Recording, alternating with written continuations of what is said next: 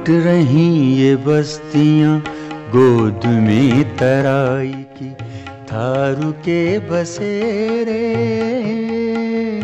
बातें बुकसार की, बातें बुकसार की।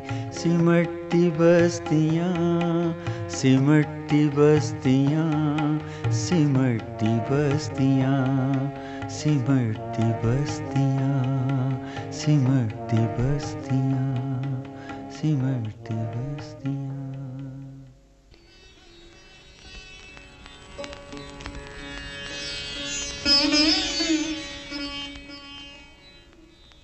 सदियों से तराई के जंगलों में गुजर बसर कर रहे थारू और बुक्सा जनजाति के लोगों की आज़ादी से पहले तक की स्थिति अजीबोगरीब थी। अत्यंत कठिन जीवन यापन, जंगली जानवरों का शिकार और पशुपालन मुख्य धंधा था। पूर्णतः जंगली जीवन कहा जा सकता था इसको। समाज की मुख्य धारा से बिल्कुल अलग, भगोड़ों और घुमक्कड़ों की सी स्थिति। आज यहाँ, कल वहां डेरा, उन्हीं तराई के जंगलों में। थारू और बुक्सा जनजाति के लोगों का स्वाधीनता से पूर्व आर्थिक, सामाजिक और सांस्कृतिक जीवन बहुत अभावग्रस्त था। स्वतंत्रता के बाद सरकार का ध्यान आदिवासी जनजातियों के विकास की ओर गया। 1967 में इन जनजातियों को मान्यता दी गई। विकास की मुख्यधारा से इन्हें जोड़ने के प्रयास भी आरंभ हो गए।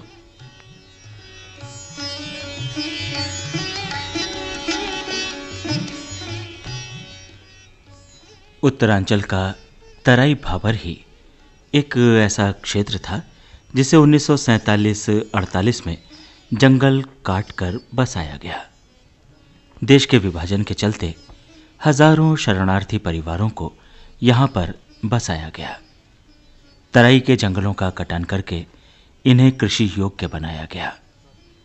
विस्थापितों के साथ स्वाधीनता आंदोलन में भाग लेने आए सेनानियों को भी तराई में भूमि आवंटित की गई। विभिन्न समुदायों से संबंध रखने वाले इन मेहनतकशों ने तराई का भाग्य लिखना आरंभ किया। उजाड़ और वीरान से तराई के जंगलों में दौड़ने लगी खुशहाली की लहर।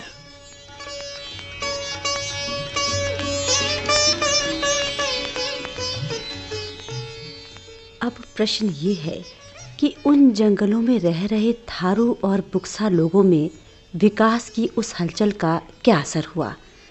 निश्चित रूप से जंगली जीवन यापन कर रहे लोगों में विस्थापितों के आगमन का तुरंत कोई भी सकारात्मक प्रभाव तो नहीं पड़ा, और ना ही बाहरी लोगों की हलचल वो शुरू में स्वीकार ही कर पाए। विकास के साथ सामंजस्य स्थापित करना वास्तव में बहुत कठिन रहा होगा उस दौर में।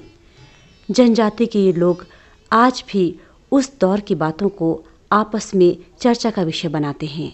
वास्तव में थारू लोगों ने ही इस क्षेत्र को आबाद किया है और जितनी कठिन परिस्थिति थी उसको झेला है। यहाँ कोई आने को तैयार नहीं होता था।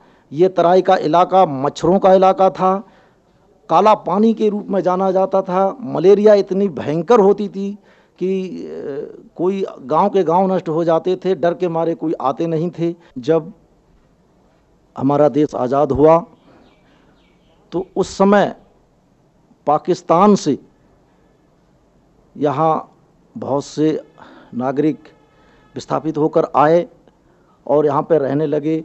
कुछ दूसरे प्रांतों से भी आए, तो इस क्षेत्र में सरकार का ध्यान गया। जनजाति का दर्जा देकर सहूलियतें दी गईं, शिक्षा के क्षेत्र में बढ़ावा दिया गया, नौकरियों में आरक्षण मिला और आज दिनों दिन अपना तरक्की करते हुए आज स्टेज पे पहुँचे हैं कि अपना स्वावलंबी होकर खड़े हैं।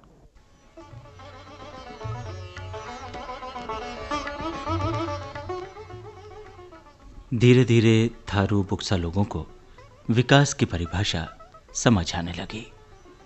ये भी समझ गए कि अन्यत्र से आए हुए ये लोग जीवन को सुविधाजनक और समृद्धशाली बनाने का प्रयास कर रहे हैं। इसलिए इन लोगों ने भी एक दूसरे को एकजुट कर सुंदर बस्तियां बसानी शुरू कर दी। अपनी सभ्यता और संस्कृति को संजोए रखते हुए खेती करना शुरू किया। सबकी देखा देखी चावल, मक्का, गेहूं, चना, दालें, आलू, प्याज और शाक सब्जियां उगाने लगे। वनों से आखेट करना, जाल और बांस की टोकरी की सहायता से नदियों से मछली पकड़ना, मवेशियों को पालकर दूध और मांस प्राप्त करना, वनों से लकड़ी काटना, यही सब इन लोगों का पुराना धंधा था। इन धंधों को इन्होंने जारी रखा।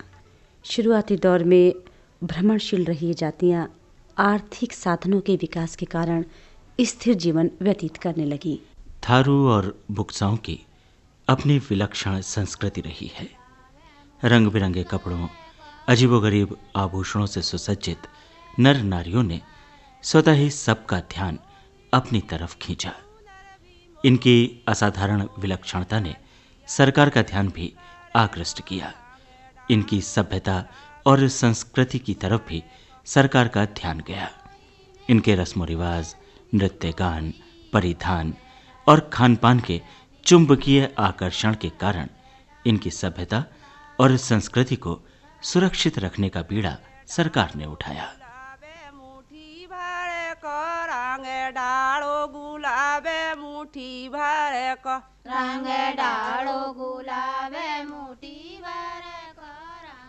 सन 1967 में थारू और बुक्सा जातियों को जनजाति घोषित किया गया। इस घोषणा के साथ ही इन जनजातियों के सामाजिक, आर्थिक और सांस्कृतिक उत्थान के प्रयास भी शुरू हो गए और जनजातियों का अपना इतिहास अंकित होने लगा। लुप्त होती इन प्रजातियों को बचाने के प्रयास भी आरंभ हो गए। उत्तर प्रदेश शासन ने थारुओं और बुक्साओं को जनजाति का दर्जा दिया। इससे ये समाज में विशेष स्थान को प्राप्त हुए। इससे उनके क्षेत्र में आर्थिक विकास का रास्ता खुल गया। कृषि और लघु उद्योगों के क्षेत्र में अद्भुत विकास हुआ। प्राथमिक शिक्षा से उच्च शिक्षा तक इन जनजातियों के लिए द्वार खुल गए। ये जनजातियां शिक्षित होकर वर्तमान में जो समाज में और राजनीति में प्रगति हो रही है उससे परिचित हुई। थारू और बुक्सा जनजातियों के परिवेश में, सोच में, चिंतन में परिवर्तन आया, लेकिन इतिहास की दृष्टि से थारू जनजाति, बुक्सा जनजाति अपनी अनूठी सभ्यता को अपने में समेटे हुए है।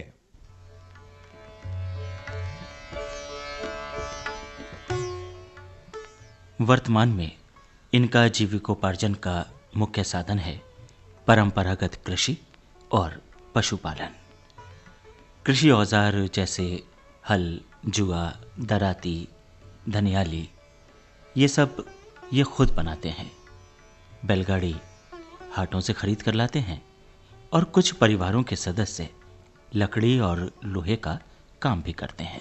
थारू और बुक्सा दोनों जनजातियों में बहुतायत से जाल, चटाई, पंखे और बान बटने का व्यवसाय भी प्रचलित है। पशुओं की खाल और सींग जैसी चीज़ों के बदले में ये लोग वस्त्र, तंबाकू और नमक जैसी ज़रूरत की चीज़ें खरीदते हैं। वस्त्रों में गोटा किनारी का काम, देवी देवताओं के वस्त्र बनाना और शादी विवाह के शुभ मांगलिक अवसरों के वस्त्र तैयार करना भी थारुओं के अर्थोपार्जन के प्रमुख साधन हैं। घर बनाने का काम भी ये स्वयं ही करते हैं। थारू अपना व्यवसाय और अपना व्यापार निष्पक्ष होकर ईमानदारी के साथ करते हैं। ये लोग अपना कारोबार तराई से लेकर बहराइच तक और नेपाल से नैनीताल तक करते हैं। जनजाति के इन लोगों में विकास की किरणें तेजी से फैली। इन लोगों ने शिक्षा के महत्व को समझा। नगरीय सभ्यता का प्रभाव ये पड़ा कि थारू समुदाय और बुक्सा समुदाय शिक्षा की ओर बढ़ने लगे। आर्थिक संसाधनों की नई नई तलाश शुरू की। रोजगार की तलाश में गांव से निकलकर नगरों की ओर इन्होंने प्रस्थान किया और नतीजा ये है कि आज इन जनजातियों के लोग सरकारी और गैर सरकारी नौकरियों में काम करते हुए देखे जा सकते हैं। हमारे बुजुर्गों ने अपनी मेहनत से अपने बच्चों को, हमारे माँ बापों ने हमें पढ़ाया लिखाया। हम धीरे धीरे शहर की ओर आए और हमने देखा कि नहीं, खेती से हम बहुत पीछे रह रहे हैं, या फिर हमारे पास इतनी भूमि नहीं है जिससे हम इतना डेवलप हो जाएं खेती पे। तब थोड़ा बहुत शिक्षित होकर हमने सोचा कि अब आगे बढ़ने के लिए कुछ अलग किया जाए। तो कुछ भाई हमारे पढ़ लिख के सर्विस जॉब भी कर रहे हैं, लेकिन कुछ हम रह गए। तो हमने सोचा कि क्यों ना कुछ साइड से बिजनेस किया जाए। तो इस टाइम मैं एक रेडीमेड की दुकान भी चला रहा हूँ।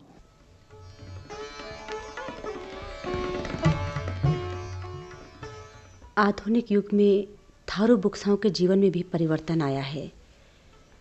कृषि के क्षेत्र में नवीन वैज्ञानिक उपकरणों, नवीन कृषि औजारों और उच्च कोटि के बीजों और खाद का इन लोगों ने प्रयोग करना भी शुरू कर दिया है। इन जनजातियों का आर्थिक जीवन शुरू से ही तराई क्षेत्र की भौतिक और भौगोलिक दोनों ही परिस्थितियों पर हमेशा से निर्भर रहा है। आज भी ये लोग अपने परंपरागत व्यवसायों, कृषि, व्यापार और कारीगरी को अपनाए हुए तराई की परिस्थितियों के अनुरूप स्वयं को ढालने की कोशिश कर रहे हैं। भट्टे का काम, सुअर तथा मुर्गी पालन जैसे लघु उद्योगों को भी इन लोगों ने अपनाया है। कहा यह जा सकता है कि वर्तमान युग में ये जनजातियां अपनी पुरातन व्यवस्थाओं और पुरातन परंपराओं से उभरकर अन्य साधनों और परंपराओं को भी अपनाने लगे हैं। इतना ही नहीं, इस समुदाय के लोग अपना अच्छा बुरा समझने लगे हैं। यहाँ तक कि जो लोग शिक्षित हो गए हैं वो अपनी सभ्यता के बारे में बताना भी पसंद नहीं करते। अपनी सभ्यता को सभ्य समाज में भिन्न समझते हैं। थारुओं में शिक्षा का अधिक प्रसार हुआ है, व्यवसाय का विस्तार हुआ है, लेकिन बुक्सार में आज भी शिक्षा का अभाव दिखाई देता है। अभी तक शिक्षा का चलन ठीक ढंग से शुरू भी यहाँ नहीं हो पाया। अशिक्षा और अधिक मदिरा पान की लतों के चलते इनकी ज़मीनों पर दूसरे लोगों ने कब्जा कर लिया है। स्थिति ये आती जा रही है कि बुक्सार के ये मूल निवासी अपनी ही भूमि पर नौकरों की तरह कार्य कर रहे हैं। कुछ परिवार शिक्षित भी हैं, सरकारी और गैर सरकारी सेवाओं में कार्यरत भी हैं।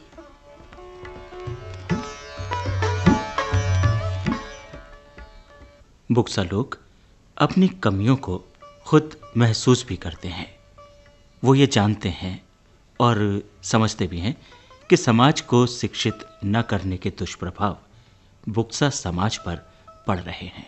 अब अगर इस जमाने में मतलब थोड़े से स्कूल बन भी गए हैं तो अभी भी कुछ लोग तो मतलब थोड़े मतलब शिक्षित हो गए हैं, वरना अभी मतलब 75% अभी मतलब वैसे ही हैं। और कोई कोई तो अभी भी बेचारा धन के वजह से, पैसा के वजह से नहीं पढ़ा पा रहा है अपने बच्चों को। जी पिछड़े तो हम यूँ रह गए कि जैसे कि एक बाप के 4 बेटे, मगर वो चारों उसी गाँव में लगा दिए। और उस गाँव में जो है उस ज़माने पे फ़ायदा था। उस ज़माने में तो जितना परिवार में आदमी होता था उतना कम ही था, क्योंकि काम बहुत था उस टाइम पे। सभी काम जो है हाथों से करने पड़ते थे, मतलब कस्सी भी चलानी पड़ती थी, फड़ुआ भी चलाना पड़ता था, हल भी चलाना पड़ता था, मतलब कुल काम जो है हाथों से ही करते थे। इस वजह से जो है पढ़ने की रुचि वैसे भी नहीं थी और ना स्कूल थे। इसी से जो है मतलब अगर मतलब नौकरी भी करते तो कहाँ से करते, मतलब और नौकरी कोई इच्छुक भी नहीं थे उस जमाने में।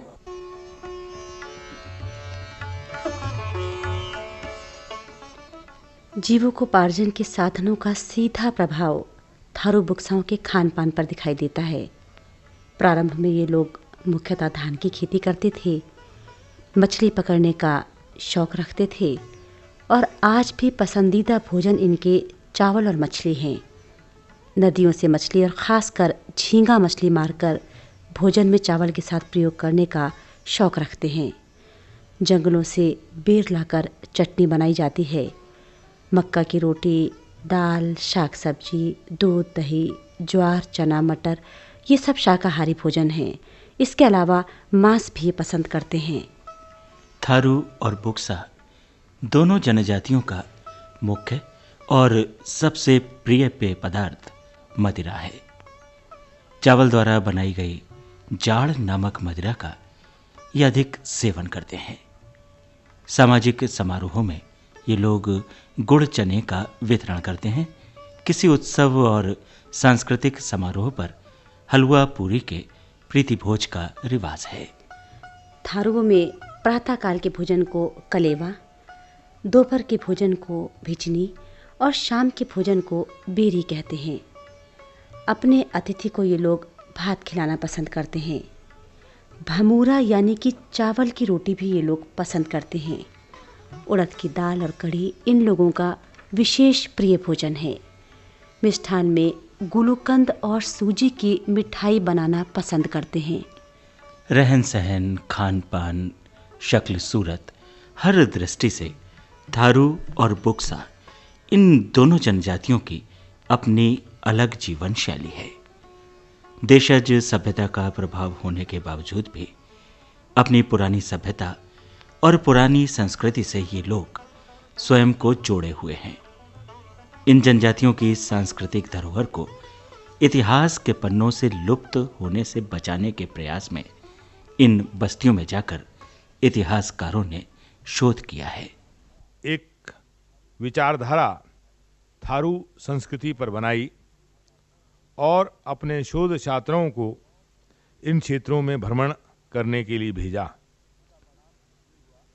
जिसका परिणाम ये हुआ कि थारू जनजाति और बुक्सा जनजाति का इतिहास जो अब तक अनुपलब्ध था, क्योंकि राष्ट्रीय अभिलेखागार और देश के बड़े बड़े पुस्तकालयों में थारू या बुक्सा जनजाति पर देखने को कुछ ही पृष्ठ मिलते हैं, लेकिन मैंने अपने शोध छात्रों के सहयोग से इनके समाज को, इनकी अर्थव्यवस्था को, इनकी संस्कृति को, इनकी कला को और इनके धर्म और राजनीति को भरसक रूप से तथ्यों के आधार पर प्रस्तुत करने का प्रयास किया है।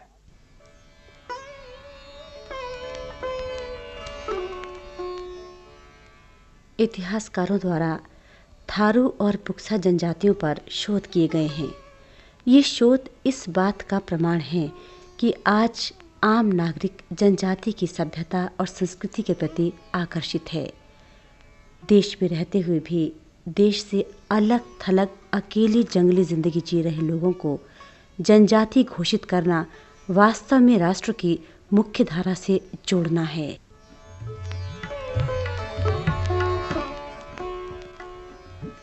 जनजाति घोषित किए जाने का अर्थ है समुदाय की अपनी पहचान, उसका अपना नाम। विलुप्त होती सभ्यता और संस्कृति को जिंदा रखना राष्ट्रीय कर्तव्य है, जिसे पूर्ण किया गया आज़ादी के बाद। थारू बुक्सा जनजातियों को आरक्षण सुविधाओं के साथ साथ विकास से जुड़ी अनेक योजनाएं और सुविधाएं ये सब मुहैया कराने के प्रयास किए गए हैं।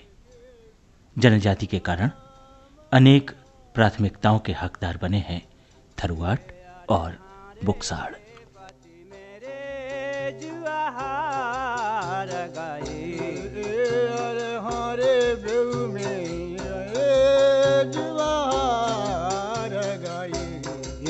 अरे हारे बेपति मेरे जुआर गाए, अरे हारे बेपति मेरे जुआर गाए।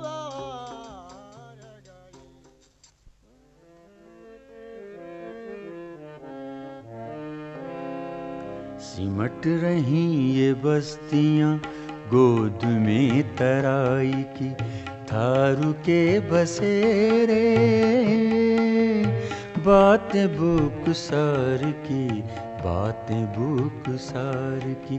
सिमट सिमटती बस्तियाँ, सिमटती बस्तियाँ, सिमटती बस्तियाँ, सिमटती बस्तियाँ, सिमटती बस्तियाँ, सिमटती बस्तियाँ।